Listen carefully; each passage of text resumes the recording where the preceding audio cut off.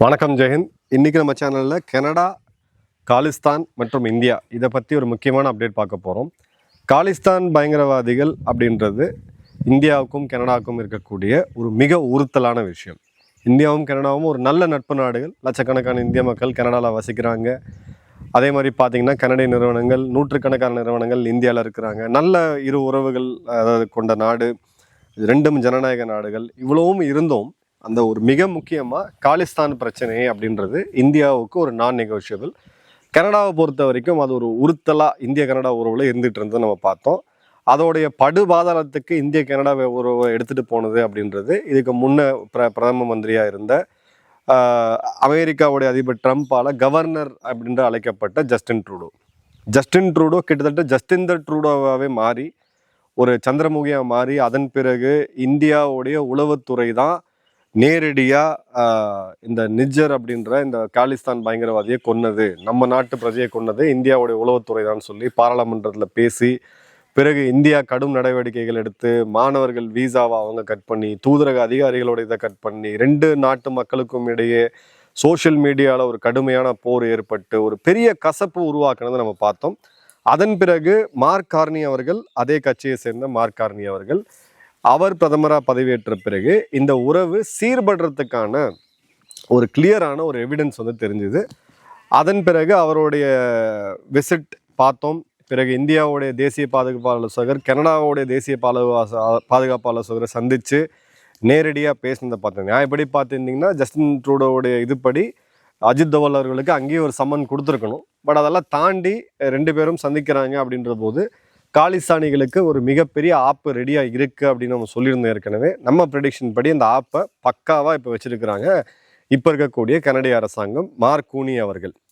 என்ன அப்படின்னு பார்த்தீங்கன்னா, கனடாவுடைய காவல்துறை, அவங்க காவல்துறையை ரெப்ரசன்ட் பண்ணக்கூடிய அட்டார்னி ஜெனரல், அதாவது அரசு வழக்கறிஞர், அரசோடைய மூத்த வழக்கறிஞர் அவர்கள் இப்போது பிப்ரவரி 19 வந்த ஒரு ரிப்போர்ட் படி எடுத்தீங்க அப்படின்னா, நிஜரோட கொலை வழக்கில், அதாவது இந்த காலிஸ்தான் தீவிரவாதி நிஜர் அங்கே பிரிட்டிஷ் கொலம்பியாவில் மர்ம நபர்களால் கொல்லப்படுறான். அந்த மர்ம நபர்களை ஏவினது இந்தியாவுடைய உளவுத்துறை. இந்திய உளவுத்துறைக்கு உத்தரவு கொடுத்தது தேசிய பாதுகாப்பு ஆலோசகர் அஜித் தோவல். இதுதான் ஜஸ்டின் ட்ரூடோ வச்ச ஒரு மிகப்பெரிய அக்யூசேஷன். அதன் பிறகு இவங்களுடைய 5i அலையன்ஸ்ன்னு சொல்லக்கூடிய ஆங்கிலோ சாக்சன் அலையன்ஸ், இவங்களோட இன்டெலிஜென்ஸால் உள்ளே வந்தது. பிறகு இதே மாதிரி இவனை கொல்றதுக்கு, பன்னுவை கொல்றதுக்கு பிளான் பண்ணாங்கன்னு சொன்னது, அடுத்தடுத்த ட்விஸ்ட் நம்ம வந்துக்கிட்டு இருந்ததே பார்த்தோம். அப்போ எல்லாருமே கேட்ட ஒரு கேள்வி என்னென்னா, ஓகே இப்போ மார்க் ரூனி அவர்கள் இதை மாத்துறாரு, இந்தியா கனடா உறவுன்றது ஓகே தான், ஆனால் அவங்க போட்ட வழக்கு தானே, அந்த வழக்கிலிருந்து எப்படி இது பண்ணும்? கனடா ஒரு ஜனநாயக நாடு, அவங்களோட நீதிமன்றங்கள் சுதந்திரமாக செயல்படுது அப்படின்ற போது ஒரு அரசு நினைச்சா என்ன வேணால் பண்ண முடியுன்றதுக்கான பெஸ்ட் எக்ஸாம்பிள் தான் இப்போ காலிஸ்தானிகளுக்கு வச்ச ஆப்பு. என்ன அப்படின்னு பார்த்தீங்கன்னா, அவங்களுடைய அரசோடைய மூத்த வழக்கறிஞர் அட்டார்னி ஜெனரல் கனடாவுடைய எவிடன்ஸ் ஆக்ட் செக்ஷன் 38 படி அவர் கோர்ட்டில் ஒரு அஃபிடவிட் தாக்கல் செஞ்சுருக்காரு. அந்த அஃபிடவிட் படி என்ன அப்படின்னு பார்த்தீங்கன்னா, அந்த சட்டப்படி, அதாவது கனடா எவிடன்ஸ் ஆக்ட், கனடாவுடைய சாட்சியங்கள் சட்டம் செக்ஷன் 38 படி தேச பாதுகாப்பு சம்பந்தப்பட்ட சில இன்ஃபர்மேஷனை நாங்கள் கோர்ட்டுக்கு தர முடியாது அப்படின்றது தான். இப்போ இந்த இடத்துல பார்த்தீங்க அப்படின்னா, கோர்ட்டுக்கு அவங்க என்ன சொல்கிறாங்கன்னா, சில முக்கியமாக இந்த கேஸ் சம்மந்தப்பட்ட, கொலை வழக்கு சம்மந்தப்பட்ட சில முக்கியமான எவிடன்ஸஸ், சாட்சியங்கள் இருக்குது, ஆனால் அதை நாங்கள் ஓப்பனாக சொல்ல முடியாது இந்த மர்டர் ட்ரையலில். ஏன்னா இதில் 4 பேர் இந்தியர்கள் குற்றஞ்சாட்டப்பட்டிருக்காங்க. இதில் ஒன்று பார்த்தீங்கன்னா கரண் பரார், கமல்பிரீத் சிங், கரண்பிரீத் சிங் மற்றும் அமன்தீப் சிங். இந்த 4 பேரும் பார்த்தீங்கன்னா 2022 அரெஸ்ட் ஆகிறாங்க. இது ஒரு ஃபர்ஸ்ட் டிகிரி மர்டர் அப்படின்னு அவங்க சொன்னாங்க, அதாவது நேரடியாக இவங்களே செஞ்சது அப்படின்னு சொல்லிட்டு. இப்போ டிசம்பர் 24 ப்ரீ ட்ரையல் ஃபேஸில் இதை இது பண்ணியிருக்காங்க. அது என்ன அப்படின்னு பார்த்தீங்கன்னா, பொதுமக்கள் பார்வைக்கு தேச பாதுகாப்பு சம்பந்தப்பட்ட சில விஷயங்கள் இந்த சாட்சியங்கள் இருக்கிறதுனால பொதுமக்கள் பார்வைக்கு அதை வைக்க முடியாது, கோர்ட்டுக்கும் அதை நாங்கள் தர முடியாது அப்படின்னு சொல்லி அந்த சட்டப்படி ஒரு ப்ரேயர், அதாவது பர்மிஷன் கேட்டிருக்காங்க. இப்போது இந்த கவர்மெண்ட் ஆர்கியூமெண்ட் என்ன அப்படின்னு பார்த்தீங்கன்னா, ஸ்ட்ரெயிட் ஃபார்வர்டாக அவங்க என்ன ஆர்கியூமெண்ட் ஏன் கொடுக்க முடியாதுன்னு சொன்னாங்கன்னா, Disclosure could compromise ongoing intelligence sharing with partners or reveal operational tactics making Canada a less reliable ally.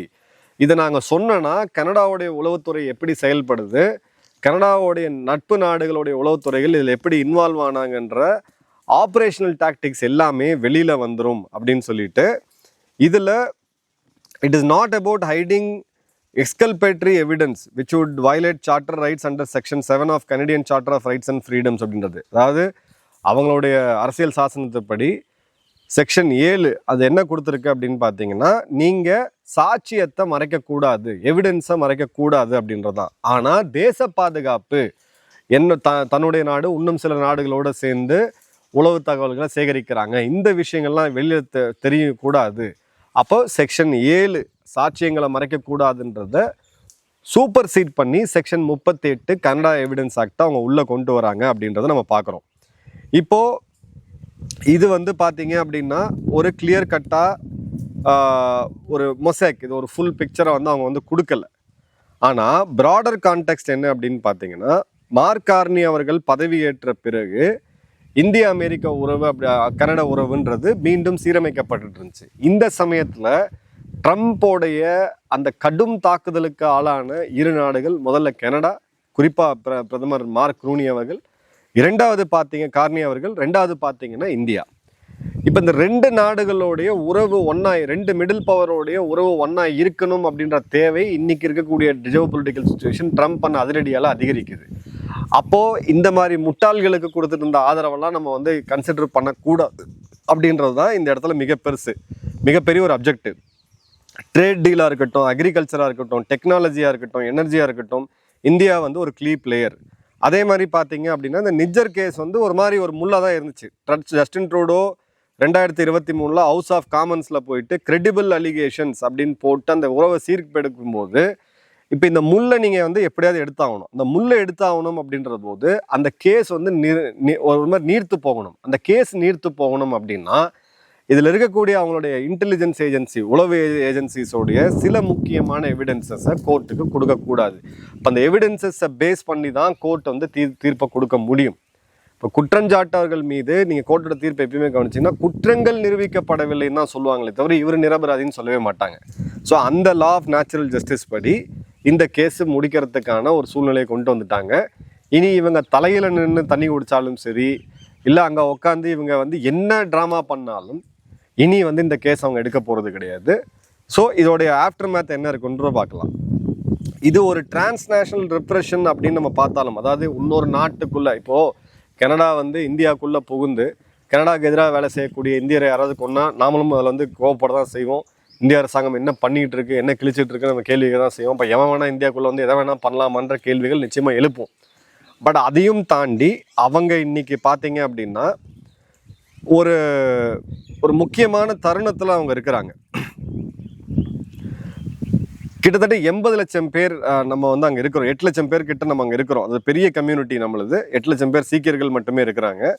So இந்த இடத்துல வேர்ல்ட் சிக் ஆர்கனைசேஷன் இதெல்லாமே வந்து என்ன சொல்கிறாங்கன்னா, இது வந்து பழி வாங்கும் நடவடிக்கை, எப்படி நீங்கள் எவிடன்ஸை வந்து மறைச்சி வைக்கலாம், இது வந்து பாதிக்கப்பட்ட கொல்லப்பட்ட நிஜருக்கு நீதி வழங்கக்கூடிய செயல் கிடையாது, அவனை வந்து பழி வாங்கக்கூடிய செயல் அப்படின்னு சொல்லிட்டு, இந்த மாதிரியே போச்சுன்னா நாளைக்கு இந்தியா யாரை வேணாலும் உள்ளே பூந்து கொள்ளலாம். அப்போ நீங்கள் நாட்டோடைய நலனா இல்லை நாட்டு பிரஜையோடைய நீதியா அப்படின்றது, நாட்டோட நலன் நீங்கள் அப்போ தான் பார்க்கணும் அப்படின்றதான் அங்கே இருக்கக்கூடியவங்க இது பண்ணுறாங்க. பட் மைக் கார்னியை பொறுத்த வரைக்கும் நாடு தான் முதல்ல அப்படின்றத ஃபஸ்ட்டு வைக்கிறாரு. ஸோ நாட்டுக்கு தேவையான போது இந்த தேவையில்லாத ஆணைகள்லாம் சில பிடுங்கி போட்டால் ஒன்றும் பெருசாக போகிறது கிடையாதுன்ட்டு. இப்போது இந்த காலிஸ்தான் குரூப் யாருக்கு ஆதரவாக இருக்காங்கன்னு பார்த்தீங்கன்னா, கம்ப்ளீட்டாக அவங்களுடைய கன்சர்வேட்டிவ் பார்ட்டியாக இருக்கக்கூட பியர் பொலிவேரா கூட ஒரு பெரிய லாபியாக அவங்க பண்ணிகிட்டு இருக்காங்க அப்படின்னு தெரியுது. ஸோ இந்த இடத்துல கிளியர் கட்டாக அதாவது அந்த எவிடன்ஸ் அங்கே இருக்குது. செக்ஷன் 38 கனடா எவிடன்ஸ் ஆக்டை பேஸ் பண்ணி அந்த சாட்சியங்களை அவங்க கோர்ட்டில் ப்ரொடியூஸ் பண்ண முடியாதுன்னு சொல்லிட்டாங்க. அதுக்கு பர்மிஷன் கேட்டிருக்காங்க, நிச்சயமாக கோர்ட் கொடுத்துருவாங்க. ஏன்னா தேச பாதுகாப்பை மீறி எதுவுமே கிடையாது எந்த நாட்டோட சட்டத்திட்டத்துலையுமே. ஸோ அந்த வகையில் ப்ராசிக்யூஷனுக்கு வந்து கம்ப்ளீட்டாக இது வந்து ஒரு, அதாவது ப்ராசிக்யூஷன் செட்பேக்குன்னு அவங்க சொல்ல மாட்டாங்க, வேணுனே தான் பண்ணுறாங்க இந்திய அமெரிக்க உறவுக்கு. ஸோ அஜித் தோவல் அவர்களுடைய விசிட்டுக்கு பிறகு அந்த கனிஷ்கா பாம்பிங் பொறுத்த வரைக்கும் அதில் இருக்க சம்மந்தப்பட்ட குற்றவாளிகள் இன்னமும் ஃபுல்லாக தண்டிக்கப்படலை அப்படின்ற போதும் காலம் சில இடத்துல வந்து மருந்து போடும். காலம் கடந்து போகும்போது டைம் ஹீல்ஸ் எவ்ரிதிங்னு சொல்லுவாங்க. ஸோ அந்த வகையில் நம்ம தாண்டி வந்துட்டோம். அதே மாதிரி இந்த இடத்துல அங்கே இருக்கக்கூடிய கனடியர்களுக்கு அமெரிக்காவுடைய தாக்கம், அமெரிக்காவுடைய ஆதிக்கம், ட்ரம்ப்போடைய அரகன்சி இதெல்லாம் ஒரு பக்கம் நீங்கள் வச்சுட்டு நிஜர் போன்ற பயங்கரவாதிகள் இவனுங்க பண்ணுற சேட்டை அட்டுழியத்துக்கெல்லாம் வந்து நிஜர் முக்கியமா அப்படின்னு கேட்டிங்கன்னா நிஜர் அங்கே இருக்கக்கூடிய யாருக்குமே முக்கியம் கிடையாது. ஆனால் அங்கே ஒரு பவர்ஃபுல்லான காலிஸ்தான் லாபி இருக்கிறதுனால, அவங்க அரசியல் மற்றும் காவல்துறையோட பின்னி பிணைஞ்சு இன்ஃப்ளூயன்ஸாக இருக்கிறதுனால இந்த ஒரு இந்தியாவுக்கு எதிராக ஒரு இடத்துல பயன்படுத்தப்பட்டுச்சு. இது அப்படியே ஜஸ்ட் 2 வருஷத்துக்குள்ள ரிவர்ஸ் ஆகி இப்போ என்ன வேணா அங்கே வந்து ஓகேங்க நாங்கள் சாட்சியங்களை கொடுக்க முடியாதுங்க, தேச பாதுகாப்பு சம்மந்தப்படும் இந்த கேஸ் வந்து சீக்கிரம் முடியறதுக்கான ஒரு துவக்கம் வந்து ஆரம்பிச்சிருச்சு. இப்போ உள்ளுக்கு இருக்கக்கூடிய மெசேஜ் இதை நான் ஏன் காலிஸ்தானிகளுக்கு ஆப்புன்னு சொல்கிறேன்னா, இவனுங்களுடைய ஒரு டாப் தலைவன், பயங்கரவாதிகளுடைய தலைவன் கையில் AK-47 இந்திய கொடியை கீழே போட்டு மிதித்து இந்தியாவை பால்கனைஸ் பண்ணுவேன் துண்டாடுவேன்னு சொல்லி பேசினவனை நட்டூர் ரோட்டில் வச்சு மர்ம நபர்கள் போட்டு தள்ளினாங்க. இவனுக்கு ஆதரவாக அந்த நாட்டோட பிரதமர் ஹவுஸ் ஆஃப் காமன்ஸில் பாராளுமன்றத்தில் நின்று கூப்பாடு போட்ட பிரதமர் இன்னைக்கு அரசியல் வாழ்க்கையிலிருந்து ஓய்வெடுக்க போயிட்டார். அதன் பிறகு வந்த பிரதமர் இதெல்லாம் தேவையில்லாத அணி, கன்னடா ஒரு பக்கம் இந்த நிஜர் ஒரு பக்கம் அப்படின்னு கேட்டிங்கன்னா நிஜர்லாம் எங்களுக்கு ஆளே கிடையாது அப்படின்னு சொல்லி தூக்கி எறிஞ்சிட்டு இந்த கேஸை அவங்க அரசாங்கம் க்ளோஸ் பண்ணுறதுக்கான ஒரு லீகல் லூப்பை எடுத்துட்டாங்க. இப்போ இதில் இருக்கக்கூடிய மெசேஜ் என்னன்னா, நீங்கள் மேக்சிமம் புஷ் பண்ணி உங்களுடைய ஆதரவை, உங்களுடைய அழுத்தத்தையும் உங்களுடைய ஆதரவையும் உங்களுடைய ஸ்ட்ரென்த்தையும் நீங்கள் எல்லாத்தையும் காமிச்ச பிறகும் அங்கே மர்ம நபர்கள் ஆக்டிவாக தான் இருப்பாங்க. ஸோ இந்தியாவுக்கு எதிராக பிரிவினை பேசக்கூடிய எவனுமே, இந்தியாவை துண்டாடணும்னு நினைக்கக்கூடிய எவனுமே உலகத்தில் எங்கேயுமே சேஃபாக இருக்க முடியாது. நெகோசியேஷன்ஸில் ட்ரேடில் வரும்பொழுது ஒரு 0.5% வரியை இன்னொரு நாட்டுக்காக நம்ம சலுகைகள் கொடுத்தோம்னா அந்த நாட்டிலேருந்து என்ன வேணால் எடுக்க முடியும். அந்த மாதிரி அந்த நாட்டோடைய உறவு, 2 நாடுகளுடைய உறவு அப்படின்றது தனிநபர்களை விட பெருசானதுன்றதை ப்ரூவ் பண்ணியிருக்கிறோம். ஸோ காலிஸ்தானிகளுக்கு வரக்கூடிய காலங்களில் ஆப்பு சரியாக காத்துக்கிட்டு இருக்கு. இப்போது ஒரு சின்ன ஸ்ட்ராட்டஜிக் சேஞ்ச் என்னென்னா, இதை மர்ம நபர்கள்லாம் பண்ண மாட்டாங்க, அவங்க காவல்துறையே செய்யும். அங்கே லோக்கலில் இருக்கக்கூடிய கேங்ஸு இவனுங்களுக்குள்ளே அடிச்சுக்கிறது ட்ரக்கில் இதில் இந்த கேங்ஸே செவ்வனை சூப்பராக செஞ்சு முடிப்பாங்க. துரந்தர் 2.0 இப்போ கனடாவில் மீண்டும் ஆரம்பிக்க போகுது அப்படின்றதான் அதில் செய்தி. இதில் இந்திய அரசாங்கத்தோடைய தலையீடோ இல்லை மர்ம நபர்களோ எங்கேயுமே இருக்காது. 2 நாடும் டெரரிசமில் கோஆப்ரேட் பண்ணுறதுனால இவங்களுக்கு இருக்கக்கூடிய ஆதரவு வளையத்தை முற்றிலும் ஒடிச்செறிஞ்சு இனி அங்கே பார்த்தீங்கன்னா காலிஸ்தான் இவங்க நினச்சாங்கன்னா அந்த பக்கம் அண்டார்டிகா பக்கம் ஏதாவது லேண்டு வேக்கண்ட்டாக இருந்ததுன்னா அங்கே தான் போய் அமைக்க முடியுமே தவிர இந்தியாவை குறி வச்சு இவங்களால் வர முடியாது. வெல்டன் நம்மளுடைய பாதுகாப்புத்துறை மற்றும் வெளியுறவுத்துறை பாதுகாப்புத்துறை ஆலோசகர். அதே மாதிரி கனடாவுடைய பிரதமர் மார்க் கார்னே அவர்களுக்கு மிகப்பெரிய ஒரு நன்றியை சொல்லணும். ரொம்ப ப்ராக்மேட்டிக்கான ஒரு லீடர், நாட்டோட வளர்ச்சியை முன்னுக்கு வச்சு இவ்வளோ பெரிய ஒரு ஓட் பேங்கோட எதிர்ப்பையும் சம்பாரிச்சு பதவியே போனாலும் பரவாயில்ல நாட்டுக்காக இருக்கக்கூடிய இந்த தலைவர் கனடாவுக்கும் ஒரு கிடைத்த ஒரு வரப்பிரசாதம் நான் பார்க்குறேன். உங்கள் கமெண்ட்ஸ்ன்றதை கமெண்ட் பாக்ஸில் போடுங்க. நன்றி, வணக்கம், ஜெயஹிந்த்.